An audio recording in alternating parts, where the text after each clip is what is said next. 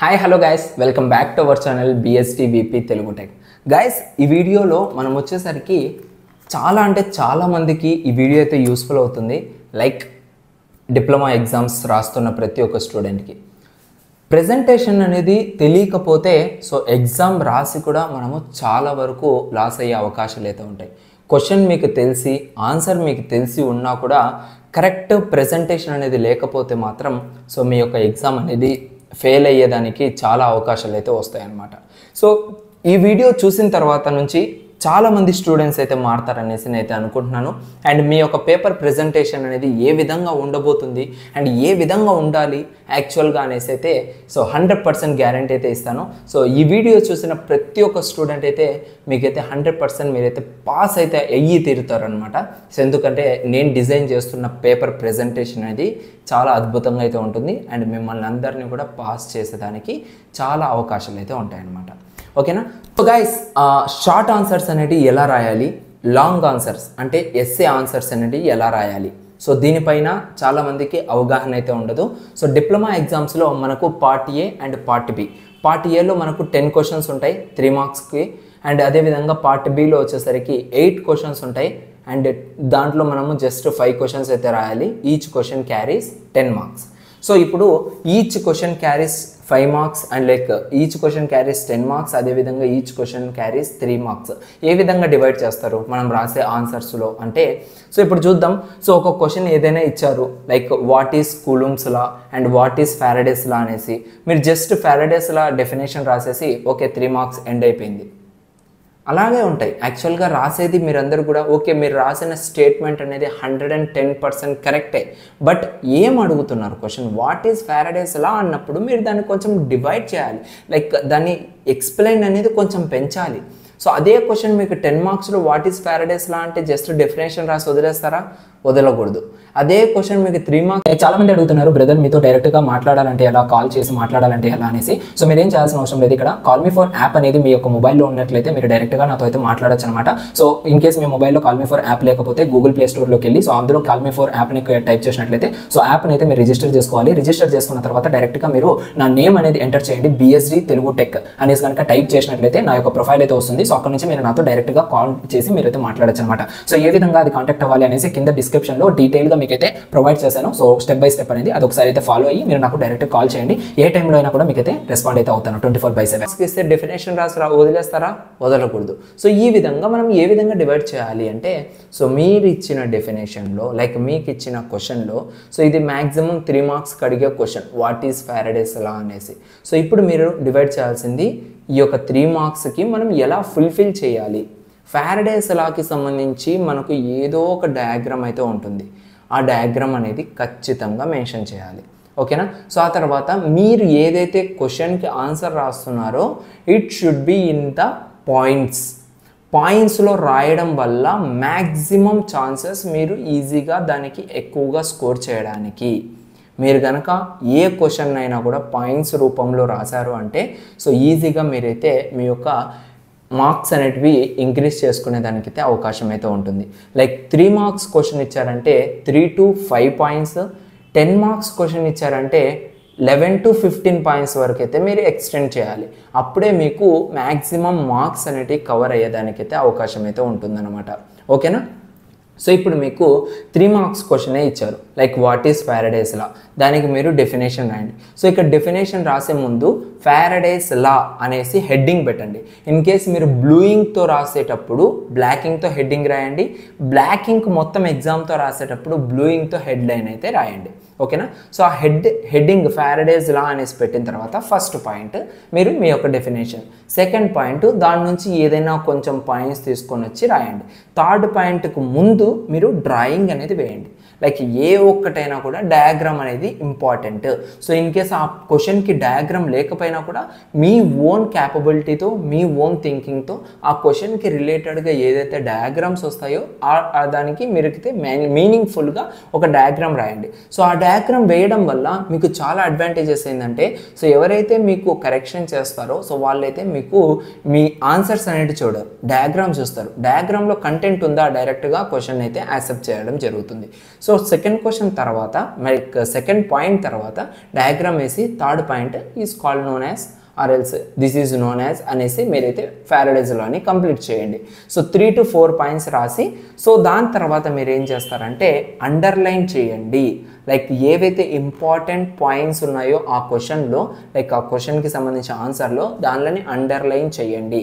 In case Faraday's లా గురించి రాస్తున్నారు, okay, లేదంటే ఎలక్ట్రోమాటిక్ గురించి రాస్తున్నారు, అండర్లైన్ చేయండి. అండర్లైన్ చేయడం వల్ల వాళ్ళకు గ్రాపింగ్ అనేది ఎక్కువగా ఉంటుంది, ఈజీగా క్యాచప్ అవుతారు. ఓకే, పాయింట్ అనేది ఇక్కడ ఉంది, ఓకే ఇదంతా కూడా కరెక్ట్ అయి ఉండొచ్చు, టిక్ మార్క్ చేస్తారు.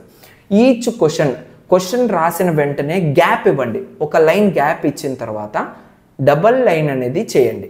ఓకేనా, చాలామంది కూడా జస్ట్ లీవ్ ఇట్ వదిలేస్తారు. ఓకే ఏముందిలే ఎందుకు ఇవ్వాలి గ్యాప్ అనేసి. సో ఫస్ట్ క్వశ్చన్ అయిపోయిన వెంటనే సెకండ్ క్వశ్చన్ కంటిన్యూషన్లో రాసేస్తారనమాట. సో అలా రాయకండి, అది ఇంకొక తప్పు అవుతుంది. సో ఫస్ట్ క్వశ్చన్ రాస్తారు, గ్యాప్ ఇవ్వండి, 1 లైన్ గ్యాప్ ఇచ్చి సెకండ్ క్వశ్చన్ అనేది స్టార్ట్ చేయండి. స్టార్ట్ చేసే ముందు ఈ గ్యాప్లో మీరేంటంటే స్కేల్ పెట్టి డబల్ లైన్ అనేసి వేసేయండి, అక్కడికి ఎండ్ అయినట్టు. Second question continuation. In case మీకు పార్ట్ ఏలో ఫస్ట్ క్వశ్చన్ సరిగ్గా రాలేదు, 5th క్వశ్చన్ ఫస్ట్గా వస్తుంది అంటే 5th క్వశ్చన్ రాయండి. దీనికన్నా ముందు మీకు పాయింట్ చెప్పాల్సింది ఏంటంటే సో పార్ట్ ఏ ఫస్ట్ రాయాలన్నా పార్ట్ బి ఫస్ట్ రాయాలన్నా అంటే 100% నేనేం చెప్తానంటే పార్ట్ ఏనే ఫస్ట్ రాయండి. పార్ట్ ఏలో మీకు ఆన్సర్స్ ఏమి రాకపోయినా కూడా పార్ట్ ఏనే ఫస్ట్ రాయండి. సో కొంతమంది ఏం చేస్తారంటే పార్ట్ ఏలో నాకు 5 క్వశ్చన్స్ వస్తాయి, 5 క్వశ్చన్స్ రాసేస్తా, పార్ట్ బి సెకండ్ రాస్తాడు, పార్ట్ ఏలో 5 క్వశ్చన్స్ రాస్తాడు, పార్ట్ బిలో ఒక 2 క్వశ్చన్స్ రాస్తాడు, దాని తర్వాత పార్ట్ ఏలో నాకు ఒక క్వశ్చన్ గుర్తుకొచ్చింది అనేసి పార్ట్ బి తర్వాత మళ్ళీ పార్ట్ ఏ హెడ్డింగ్ పెట్టేసి మళ్ళీ ఇంకొక 2 క్వశ్చన్స్ రాస్తారు, మళ్ళీ పార్ట్ బిలో క్వశ్చన్ గుర్తుకొచ్చిందని పార్ట్ బి. ఎట్లా ఉంటుందంటే ఇన్విజిలేటర్కి ఇమ్మీడియట్గా కోపం వచ్చేసి మొత్తం క్వశ్చన్ పేపర్ కొట్టేసే అవకాశాలు కూడా చాలా ఉంటాయి. ఓకేనా, ఇలాంటి పద్ధతి అయితే అస్సలు ఫాలో అవ్వకండి. ఒక ప్రొసీజర్ ఉన్నప్పుడు ఆ ప్రొసీజర్ని నీట్గా మీరైతే ఇంటిమేట్ చేయాలి. లైక్ ఎలా అంటే పార్ట్ ఏ ఇచ్చారు, పార్ట్ బి ఇచ్చారు, వాళ్ళకి ఎలా ఉంటుంది ఇన్విజిలేటర్ దగ్గర అంటే కీ అనేది వాళ్ళకైతే ప్రొవైడ్ చేస్తారు. ఆ కీ ప్రకారంగా మీకు క్వశ్చన్ పేపర్ ఉంది అంటే టక్క టక్క టక్క టక్క మీ యొక్క క్వశ్చన్ పేపర్ అనేది 3 to 4 మినిట్స్లో కరెక్షన్ చేసి పక్కన పెట్టేస్తారు.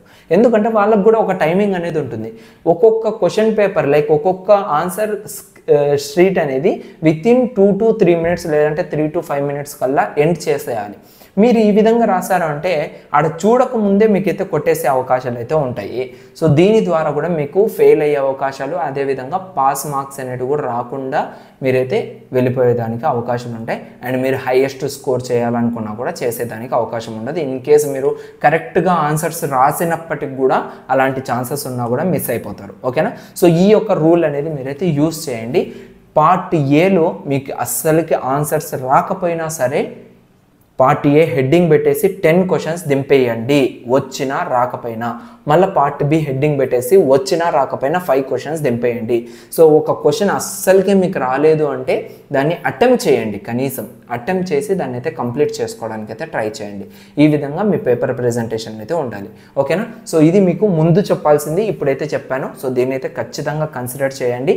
సో ఆఫ్టర్ దట్ మీకు చెప్పాను కదా, సో 3 to 4 పాయింట్స్ అయితే రాయాలి. అండ్ హ్యాండ్ రైటింగ్ చాలామంది అడుగుతూ ఉంటారు, బ్రదర్ నీట్గా హ్యాండ్ రైటింగ్ రాయాలనా లేదా అనేసి. సో ఇక్కడ హ్యాండ్ రైటింగ్ అయితే మ్యాండేటరీ అయితే కాదు. సో మీరు ఎలా రాసినా కూడా వాళ్ళైతే యాక్సెప్ట్ చేస్తారు. బట్ కంటెంట్ అనేది ఇంపార్టెంట్. మీరు ఏదైతే కంటెంట్ ఎక్స్ప్లెయిన్ చేస్తున్నారో సో అది కరెక్ట్గా ఉందా లేదా అనేసి అయితే చెక్ చేసుకోవాలి. ఓకేనా, and coming to another point. So ఇక్కడ మీరు ఏంటంటే పాయింట్స్ రూపంలో రాయాలి అనేసి మీకు చెప్పాను కదా. సో ఈ పాయింట్స్ రూపంలో అంటే 1 2 3 4 5 6 7 8 ఆ విధంగా పాయింట్స్ అయినా పెట్టచ్చు, లేదు అంటే యారో మార్క్స్ అయినా పెట్టండి. లైక్ ఇలా పెట్టి ఇలా యారో మార్క్ డబల్ లైన్ పెట్టేసరికి సింగిల్గా ఒక యారో మార్క్ అనేది ఇవ్వండి. సో ఈ విధంగా ఇచ్చినా కొంచెం అట్రాక్షన్గా ఉంటుంది. లేదు అంటే స్టార్ మార్క్ ఏదైతే ఉంటుందో డబల్ సింబల్ పెట్టి మళ్ళీ పైనుంచి ఇట్ట అండ్ అడ్డగీత ఇట్లా ఇలాంటి సింబల్స్ని యూజ్ చేసినా కూడా మీకైతే చాలా అడ్వాంటేజెస్ అయితే ఉంటాయి అన్నమాట. ఓకేనా, సో ఇలా యూజ్ చేసి కొంచెం అట్రాక్టివ్గా రాయండి. అండ్ హెడ్డింగ్స్ కూడా మీకు చెప్పాను. సో మీరు ఇన్ కేస్ ఎగ్జామ్ అంతా కూడా బ్లూ ఇంక్తో రాసేటట్టుంటే బ్లాక్ ఇంక్తో హెడ్డింగ్ పెట్టండి. ఇన్ కేస్ బ్లాక్ ఇంక్తో మొత్తం ఎగ్జామ్ రాసేటట్టుంటే బ్లూ ఇంక్తో హెడ్డింగ్ పెట్టండి. సో అప్పుడు మీకు కొంచెం స్పెషల్గా మీ యొక్క పేపర్ అనేది ఉంటుంది. అండ్ మీకు మీరే ఎగ్జామ్ అంతా అయిపోయిన తర్వాత చూసేదానికి చాలా అద్భుతంగా ఉంటుంది. అండ్ ఈచ్ క్వశ్చన్కి ఒక లైన్ గ్యాప్ ఇచ్చి అండర్లైన్ చెయ్యండి. లైక్ ఈచ్ క్వశ్చన్కి గ్యాప్ అనేది ఇంత ఉండాలి. లైక్ సిమిలర్గా 1 or 2 పాయింట్స్ దూరంలో మీకైతే ఉంటే అప్పుడు మీరు డబల్ లైన్ చేసేసి ఆడి క్వశ్చన్ ఎండ్ అయినట్లుగా వాళ్ళకు కూడా అర్థమవుతుంది. ఓకేనా. అండ్ ఇచ్చిన క్వశ్చన్ ఆన్సర్లో మీకు ఏదైతే ఇంపార్టెంట్ పాయింట్స్ అనిపిస్తాయో ఆ ఇంపార్టెంట్ పాయింట్స్ని మీరు అండర్లైన్ చేసి పెట్టండి. అది కూడా మీకు యాడెడ్ అడ్వాంటేజ్గా అయితే అవుతుంది అనమాట.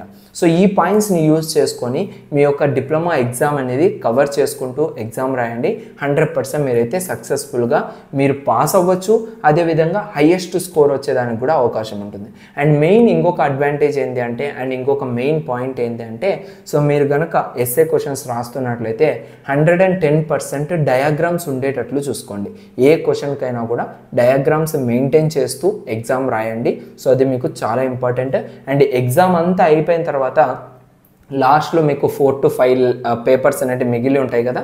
సో దానికి ముందే మీరు ది ఎండ్ అనే స్టాంప్ అనేది పక్కా వేపించుకొని రిమైనింగ్ అన్నీ కూడా స్కేల్తో లైన్ అడ్డగీత గీసేసి మొత్తము పెండింగ్ ఏవైతే మీరు రాయని పేపర్స్ ఉంటాయో అక్కడంతా కూడా జస్ట్ క్రాస్ లైన్స్ అనేది బేసేసేయండి. అక్కడ ఏమనిపిస్తుందంటే సో ఇక్కడతో ఎండ్ అయిపోయినట్టు ఎగ్జామ్ అనేది. ఓకేనా. అంతేగాని స్కేల్ యూస్ చేయకుండా జస్ట్ లైన్తో యూస్ చేయడం వల్ల కూడా కొంచెం మీ యొక్క ఆన్సర్ బుక్లెట్ అనేది అంత అద్భుతంగా ఉండకపోవచ్చు. అది కూడా కొంచెం ఇంప్రెషన్ అయితే ఇచ్చే అవకాశం ఉంటుంది. ఎందుకంటే మీరు ఎంత సిన్సియర్గా మీ యొక్క ఎగ్జామ్ రాశారనేసి మీ యొక్క ఆన్సర్ స్క్రిప్ట్లోనే తెలిసిపోతుంది అనమాట.